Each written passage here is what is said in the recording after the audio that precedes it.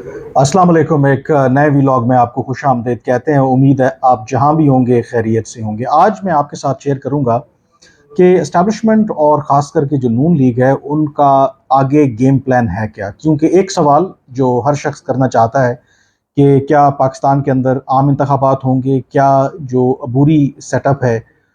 वो कहीं एक्सटेंड तो नहीं करेगा, और जो केयर टेकर प्राइम मिनिस्टर हैं वो कौन होंगे, इमरान खान का मुस्तकबिल क्या है। तो मैं बेस्ड ऑन जो मेरे पास इंफॉर्मेशन है और जो लोगों से मेरी मुलाकात होती है, एंड ऑल्सो गिवन कि जो सर्कमस्टांशियल एविडेंस है उसको बुनियाद बनाते हुए कुछ चीज़ें आपके सामने रखूंगा कि असल में इस वक्त हो क्या रहा है। और इसमें एक और जो फैक्टर है कि ना सिर्फ पाकिस्तान के अगले 5 साल में क्या होगा, उसमें पाकिस्तान के जो अंदर प्लेयर्स हैं उनके अलावा पाकिस्तान से बाहर भी कुछ ऐसे प्लेयर्स यानी कि इंटरनेशनल प्लेयर्स जो हैं वो भी इस सारी गेम में शामिल हैं। सबसे पहले जो अहम और बड़ा सवाल, और इस हवाले से बहुत सी पहले वीडियो भी की, कि इमरान खान का क्या करना है। कम अज़ कम जो गेम प्लान है उसके तहत वैसे तो सियासत के अंदर किसी के मुस्तकबिल के बारे में आप कुछ कह नहीं सकते, लेकिन कम अज़ कम आइंदा जो आम इंतखाबात हैं इसमें इमरान खान का कम बैक करना या दोबारा प्राइम मिनिस्टर बनना ये किसी मौजे से कम नहीं होगा। तो इमरान खान साहब at least as part of the game plan is out of the question. अब इमरान खान नहीं है तो कौन होगा इसके अंदर। अब आई थिंक एक इम्पॉर्टेंट ये एलिमेंट है, क्योंकि कल भी आपने खबर देखी होगी, मेरे कोलीग शहबाज राना ने एक ज़बरदस्त जो ब्रेकिंग स्टोरी है वो की कि कैसे जो नून लीग है और हुकूमत है वो इलेक्शन एक्ट के अंदर तरमीम करना चाहती है इससे पहले कि उनकी जो मुद्दत ख़त्म हो, जिसके तहत जो पोटेंशली जो है इसहाक डार जो इस वक्त वज़ीर ख़जाना है वो केयर टेकर प्राइम मिनिस्टर हो सकते हैं, और उनके अंडर जो हैं वो अगले आम इंतखाबात होंगे। आज इस सिलसिले में जो कुछ डेवलपमेंट्स हुई हैं, मसलन जो पाकिस्तान पीपल्स पार्टी है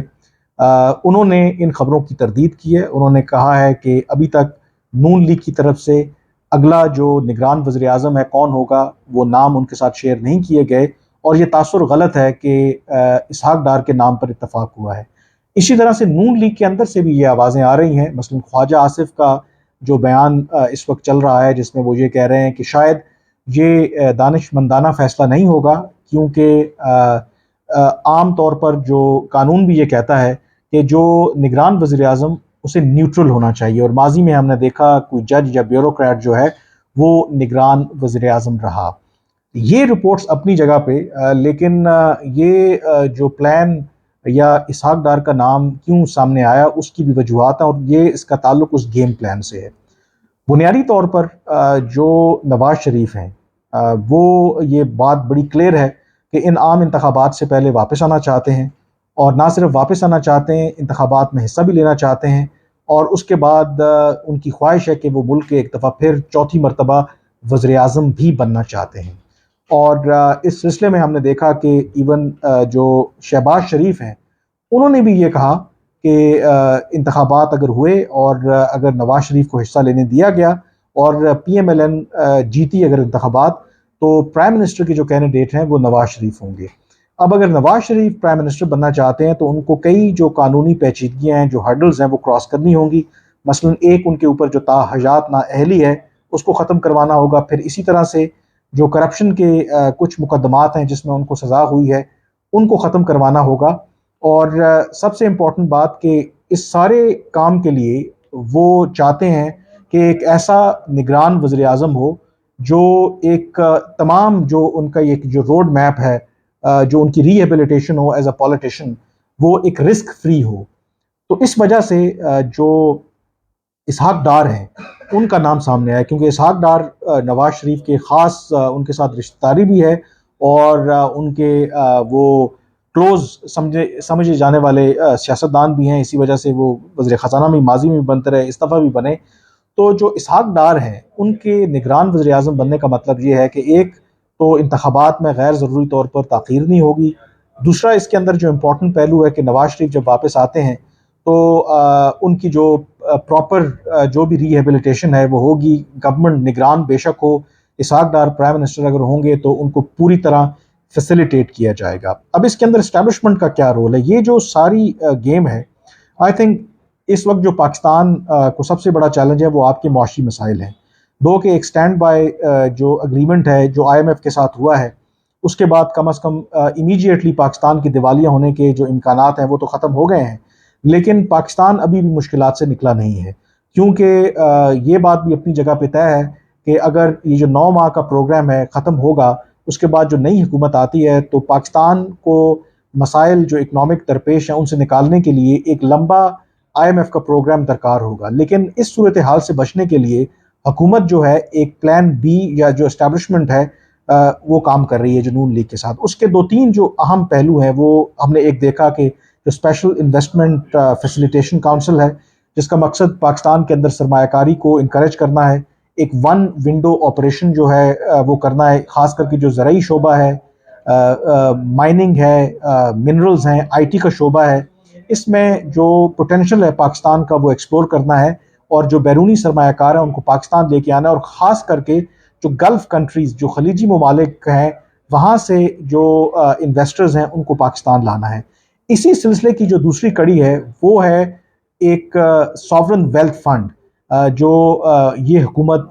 जाने से पहले क्रिएट करना चाहती है। उसके लिए जो कानून साजी है वो UAE के साथ मिलकर उस पर काम हो रहा है, और उसका मकसद ये है कि एक वेल्थ फंड क्रिएट किया जाएगा जिसके तहत जो पाकिस्तान के असासे हैं, यानी कि जो हुकूमत की सरपरस्ती में चलने वाले इदारे हैं, उसमें मुनाफा बख्श इदारे भी हैं और जो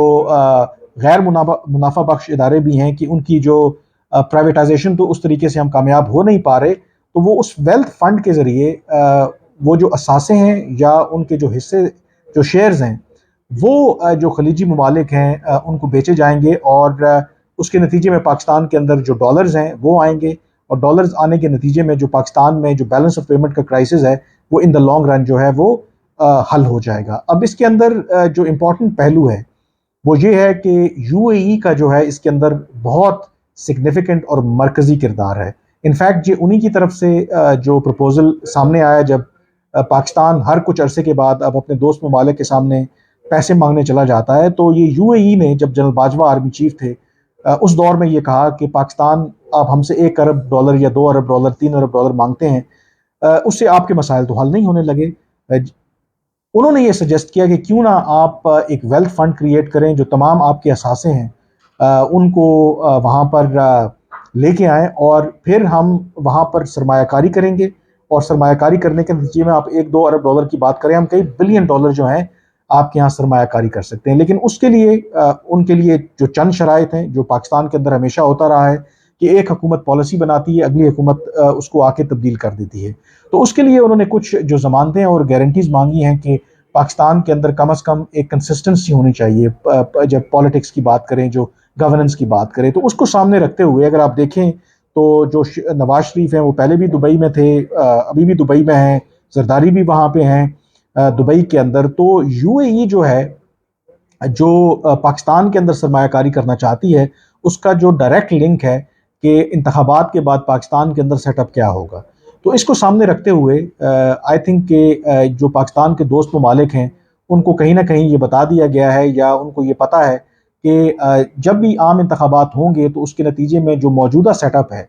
वही कंटिन्यू करेगा। Noon league will take the lead and there is a possibility कि जो नवाज शरीफ है वो प्राइम मिनिस्टर बने, और इस तरीके से मामलात जो हैं वो आगे चलेंगे। तो यही वो बुनियादी वजह है, और इसमें जो एस्टैब्लिशमेंट है that is also on board because they also realise कि इमरान खान उनके लिए अपनी जगह पे चैलेंज, लेकिन सबसे बड़ा चैलेंज इस वक्त पाकिस्तान की मईशत है, और अगर ये पाकिस्तान के बैलेंस ऑफ पेमेंट का क्राइसिस हल नहीं होता तो इन फ्यूचर जो है पाकिस्तान की जो नेशनल सिक्योरिटी है, जो दिफाई बजट है, वो भी मुतासर होने का खदशा है। तो इस्टेब्लिशमेंट को भी मौजूदा ये लगता है कि अगर पाकिस्तान को इस मुश्किल सूरत हाल से निकालना है तो कम अज़ कम जो मौजूदा ये जो सेटअप है या जो नून लीग है that should take the lead, और यही वो आगे कंटिन्यू किया जाएगा। और यही पैगामात जो हैं ये UAE के साथ जो बातचीत चल रही है, क्योंकि जो इस वक्त कानून साजी की बात हो रही है वेल्थ फंड क्रिएट करने के हवाले से, और बाकी जो स्पेशल इन्वेस्टमेंट फैसिलिटेशन काउंसिल है, वो तमाम इस वक्त PDM या नून लीग की हुकूमत के साथ जो इस्टेब्लिशमेंट मिल के काम कर रही है, और ये इंडिकेशन है कि जो केयर टेकर सेटअप भी आएगा तो उसके बाद जो इलेक्शन के बाद जो सेटअप आना है वो भी मोर और लेस ये सेम होगा। اب اس کے اندر جو امپورٹنٹ پہلو ہے، کیونکہ اس پر بہت تیزی سے کام ہو رہا ہے،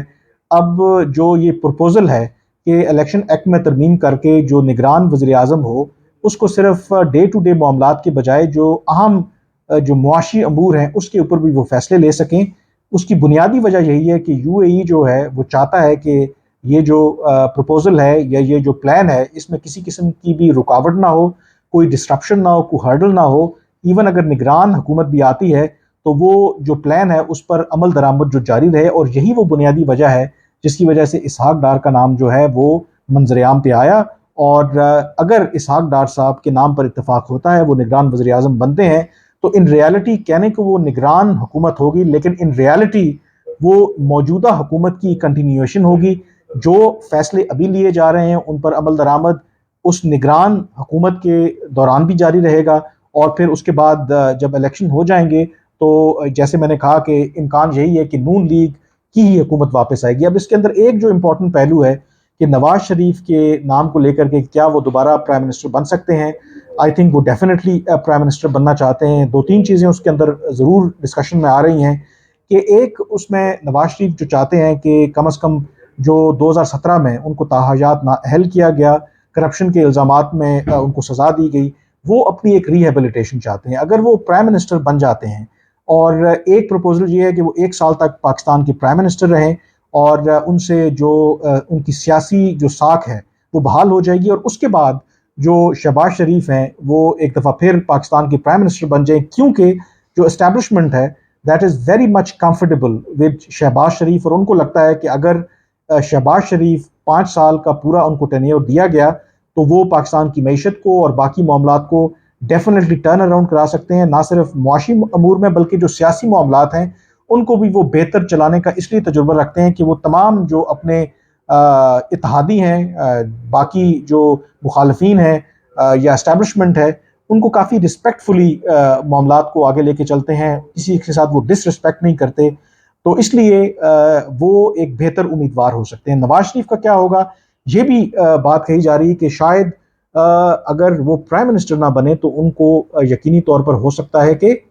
صدر جو ہے وہ بنا دیا جائے، دو کہ اس سے پہلے آصف علی زرداری کا بھی نام آ رہا ہے، تو پیپلز پارٹی کو کیسے اکوموڈیٹ کیا جائے گا؟ تو پیپلز پارٹی کی جہاں تک بات ہے، یہ بھی امکانات ہیں کہ اگر نون لیگ اور پی ڈی ایم ہی واپس آتی ہے تو شاید جو بلاول بھٹو زرداری ہیں ان کو ایک نیا عہدہ کریٹ کیا جائے، ان کو ایک as a deputy prime minister بنا دیا جائے، تو اس کے اوپر بھی بات ہو رہی ہے۔ بٹ نیوردلیس جو اس وقت گیم پلان ہے کہ جو موجودہ سیٹ اپ ہے یہی جاری رہے گا، اور جو نگران حکومت اگر آتی بھی ہے تو وہ نام کی نگران حکومت ہوگی، اس میں جو موجودہ گورنمنٹ ہے اسی کا پرائمریلی انپٹ ہوگا، اور اس کے بعد یہی سیٹ اپ جو کنٹینیو رکھے گا، اور اس کی جو وجوہات ہیں وہ یہی ہیں کہ پاکستان جو نئے جو انیشیٹو جو موجودہ گورنمنٹ ہے، جو موجودہ فوج کی قیادت ہے، مل کر اکنامک ریوائول کے لینا چاہتی ہے، اس کے لیے ان کو ایک کنسسٹنسی چاہیے پالیسی کے اندر، اور اس حوالے سے جو دوست ممالک پاکستان کے اندر سرمایہ کاری کرنا چاہتے ہیں ان کو بھی یہ یقین دہانی کرائی گئی ہے کہ اگلے 5 سال جو ہے پاکستان کے اندر کون سا سیٹ اپ ہوگا، اور اس کو سامنے رکھتے ہوئے ہی یہ بات وثوق سے کہی جا سکتی ہے کہ مور اور لیس جب یہ ٹرانزیشن ہوگی تو دوبارہ یہی جو سیٹ اپ ہے وہ پھر واپس آئے گا۔ آج کے ویلاگ سے اتنا ہی، مجھے اجازت دیجیے، اللہ حافظ۔